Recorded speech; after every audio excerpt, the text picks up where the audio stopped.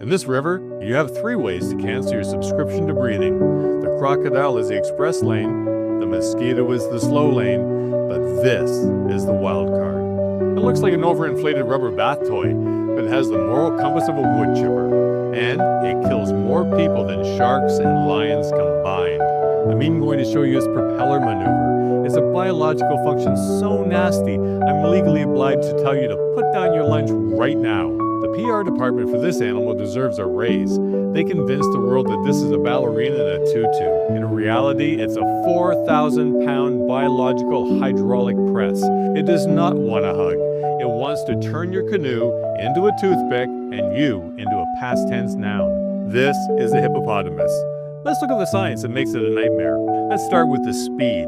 Looking at a hippo, you see a creature with the aerodynamics of a chest freezer. You assume they're slow, but that fatal assumption will end you. Think of it as a fat kid in gym class who suddenly runs a 4-second 40 just to take down the class bully. Here's how it works. Hippos don't really swim. They're too dense. They literally run the bottom of the river and launch themselves upward like a torpedo. On land, they move their 4,000 pounds at 30 kilometers an hour.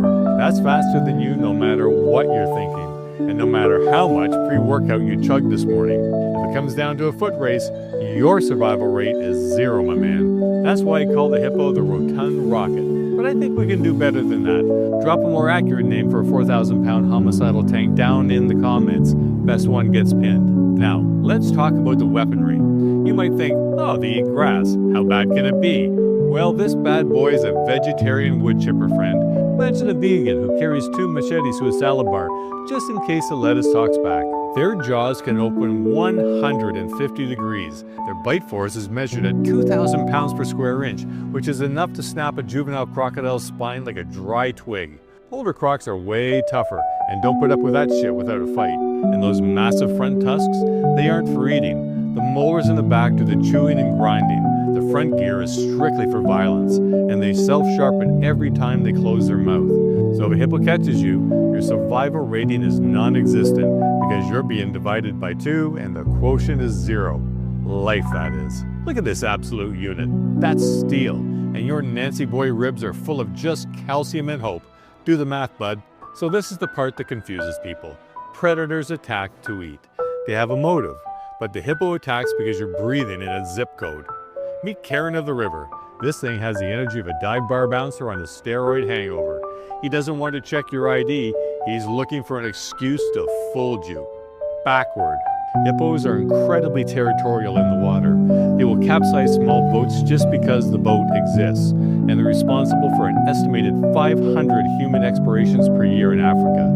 Let's put that into perspective. Sharks, the movie monsters we're all terrified of, only average about 10 global explorations a year. Lions, they claim maybe 200. That means the grumpy water sofa is clocking double the body count of the king of the jungle. Right now, I think we have to dial back the hostility and move into the stank of the thing. Remember I promised you the propeller maneuver? Here it is. So they don't just mark territory. When they crap, which is a lot, they spin their tails when they're doing it to spray biological sludge 10 feet in every direction. It's literally a shitstorm. So listen to me. We joke about these murder cows, but the reality is the hippo is the most dangerous large mammal on Earth. They're unpredictable. They do not give warning shots. There's stories of river guides, experts who know the waters, being pulled under. The hippo doesn't just bite, it thrashes. It drags you to the bottom and holds you there. It's a terrifying, suffocating way to have your subscription to breathing canceled. So if you're on the Zambezi at night and you hear a deep, rhythmic grunting echoing off the water, don't investigate that.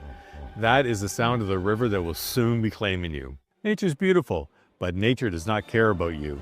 Respect the river, stay in the boat, and stay away from the wiggly-eared water tank. Or don't. I'm not your dad, and I'm also not the one that's going to fill out the paperwork for your estate.